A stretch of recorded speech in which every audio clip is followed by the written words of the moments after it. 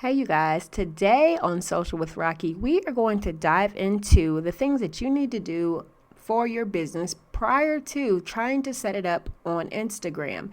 If you do not have a clear vision about where your business is going, who you serve, and what problem you are solving, you might be a little confused about how to advertise and market on Instagram. A lot of times when I connect with clients and they are ready to advertise on Instagram and make posts and ads and all that fun stuff, I ask them what it is that their brand represents. What do you represent? Who do you serve? Who are your clients? Who should I do the marketing research on? And they have no clue. So I decided to do this podcast today to help you understand the things that you need to do, the business basics that you need to have for your business prior to getting ready to post, interact, create content, whatever it is you need to do on Facebook, okay? You cannot just say that you're a business and hop on Facebook and expect for success. There's tons of research that goes into it when it comes to market research, hashtag research, all of that. But you cannot do it if you have no clue where your business is going, what your business represents, and who the audience is. So today we're going to go over the 5 steps that you need to take care of before launching your business on Instagram. Let's get into it. The last thing you want to do is hop on Instagram and your business is not well put together. So today I'm going to go over the 5 things that's going to help you out. The 5 things you want to focus on when it comes to your business before you go ahead and launch on Instagram, because you don't want to dive in and then work backwards. We all hate to work backwards. It definitely sets us back, and we want to be set up for success moving forward so that we can get the sales, the clients, and the leads that we need. So let's start off with number 1. The first thing you want to do for your business is to clearly establish your brand or your brand's vision, your goals, and your manifesto. The first thing I like to do is to figure out, why is it that I have this business? What made me start this business?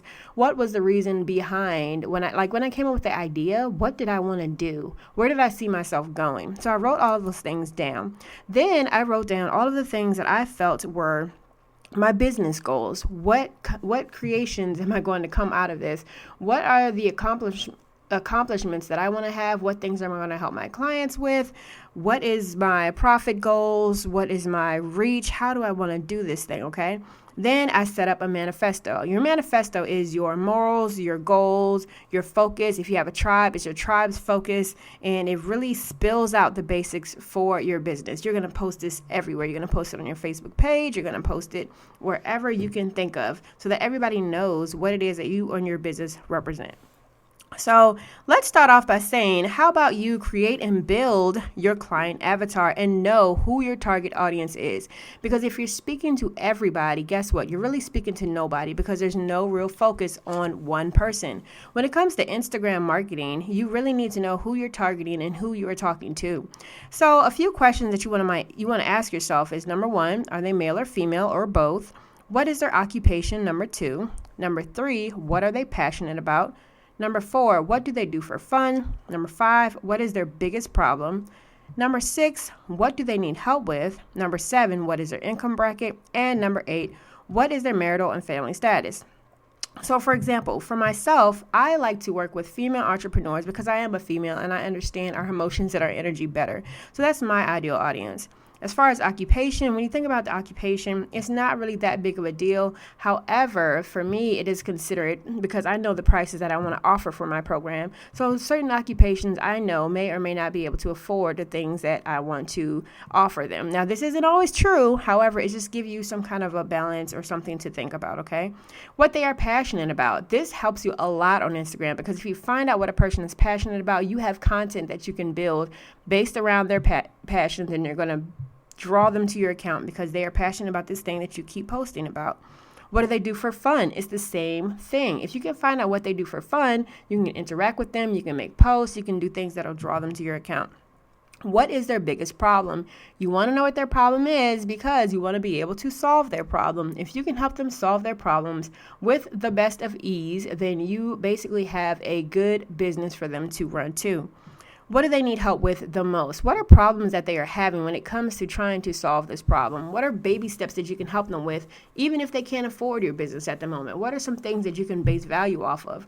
This is good for Instagram because you're going to post this type of content and value and tips and tricks on your Instagram profile, and they're going to eat it up and they're going to love it because you're giving so much value. Again, what is their income bracket? This is good for you to decide if they can afford your program or how you can tailor your program based on their needs. Now, I'm not suggesting that you should bend your program prices because you want to fit their needs or anything like that. However, it will help you to adjust what kind of payment plans you might want to have for them to help them out. And then, of course, what is their marital and family status? This helps because it lets you know how much time they might have to commit to the program that you are offering them, or, the business that you have for them. Now, if you're offering something like products and something like that, not all of these are going to apply to you. Or if you have a broad business like fitness, then you might not have to narrow it down too specific. Because you might have to generalize everybody, but eventually you'll notice that you'll get a group of the same type of people coming in, and then your ideal market kind of finds itself out. The next thing you want to do in this is set up your business goals. Create your goals list and understand the steps you're going to need to accomplish these goals. Okay, so this is like backwards planning. So my goal is to get a car. So what am I going to need to do? I'm going to need to save up money. I'm going to have to research car dealerships. I'm going to have to, so it sets a baseline for you to backwards plan. Then the second thing you're going to do when it comes around to your goals is you're going to prioritize your goals.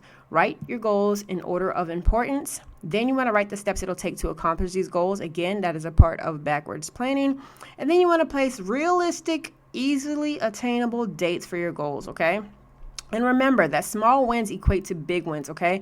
Don't try to dive into it all at once. Space it out so you're not stressed out and you're not pressured to do the things that you need to do. Give yourself some pressure because you want to meet your goals, but not too much pressure to where you're overwhelmed, okay? Okay, then have all of your paths in sync and close all of your loops. Okay, so when you set up your business, when it comes to your website and everything like that, you want to make sure that you have your website set up. You want to make sure that you have all of the information set up, a way to collect emails. You want to have your social platforms all connected into your web page, your Facebook page, your Instagram page. You want to make sure all those loops are closed. You want to make sure all the links work. I cannot tell you how many times I've been on someone's Instagram's page and been interested in what they're offering, and I click the link and the link doesn't work. Make sure if you have a Linktree as well. Linktree is where you can have like 10, 11, 12 links all under one link on the Instagram bio. Make sure it's updated, you guys. I've seen a ton of Linktree accounts where the Linktree link does not work at all, and it's such a disappointment. So make sure that your links are active, okay? Make sure you have an updated business cell phone or email address. So that way people can contact you, okay?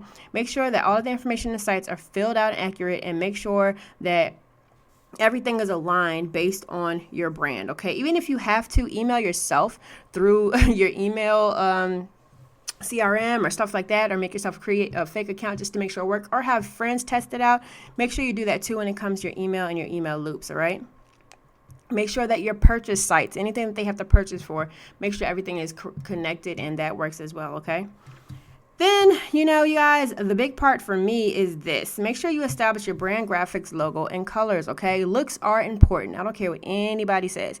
If you look professional, many can assume that your business is professional, okay? If you have an eye-catching logo, graphic, or brand colors, you literally draw customers to you. Some people are fragile like that. Not to say that they're fragile or, that they're really, really picky or anything like that. But if I see a brand that connects to my eye and I absolutely love it, guess what? I'm going to dive in. I'm going to follow. I'm going to get to know them for the simple fact that they look neat and well put together. Nobody likes, a bunch of stuff that's all over the place. Now, if you get absolutely stuck, my go-to when it comes to graphics and brand colors and, just an idea of what kind of aesthetic I want to have is Pinterest. Pinterest is amazing. All you do is simply type in brand colors, and it gives you a definition of all the brand colors. You can type in pink aesthetic, white aesthetic, blue and gold aesthetic, and you have a ton of pictures that you can work off of. You can put in mood boards and stuff like that, and then the mood boards will come up and it'll help you out, okay? So this will give you a ton of ideas, okay? So pretty much, just to go over them one more time, the 5 steps that you need to take before launching your business on Instagram is to clearly establish your business brand, vision, and goals, or your manifesto. All right. Focus on your brand and client avatar. Know your target audience and who you're speaking to. Set up your business goals. Have your paths in sync and close all of the loops, and then establish your brand graphics, logo, and colors. Okay, you guys. Now, you can go about this many different ways. Don't think there's only one way to do this, but for me, this is the thing that's going to set you up for success when it comes to Instagram. These things are going to shift and shape how you're going to form your Instagram. It's going to help you to collect the content that you need for Instagram.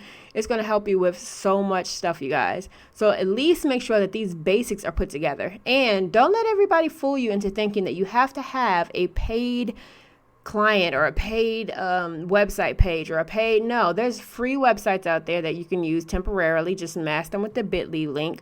There's free email service providers you can use like MailChimp that work perfectly fine like anything else. You can go to Pinterest for your colors. Canva helps you to create your free graphics. Unsplash helps you to get free stock photos. There's a ton of things that you can do, you guys, in order to get your business off the ground, okay? Yes, initially it's going to take a lot of work. Now, my clients are like, oh, it's so much work.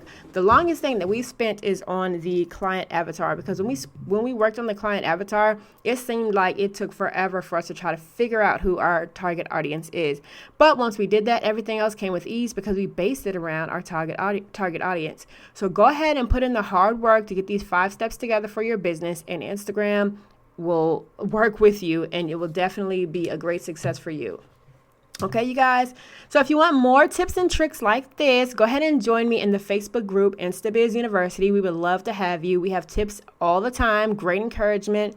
And also, if you have not already, follow me on Instagram at Rocky, ROCKI, Media Expert, where I also offer great tips, tricks, quotes, all of that fun stuff. And if you've heard this podcast, go ahead and drop a note in your Instagram stories and tag me, and I will make sure that I repost it on my page because I love my supporters. And go to www.socialwithrocky.com if you need any kind of help with any graphics, if you'd like an Instagram audit, if you want me to manage your account for you, anything. I'm here for you, you guys. I hope this has provided great value for you, and have a great and wonderful and blessed day.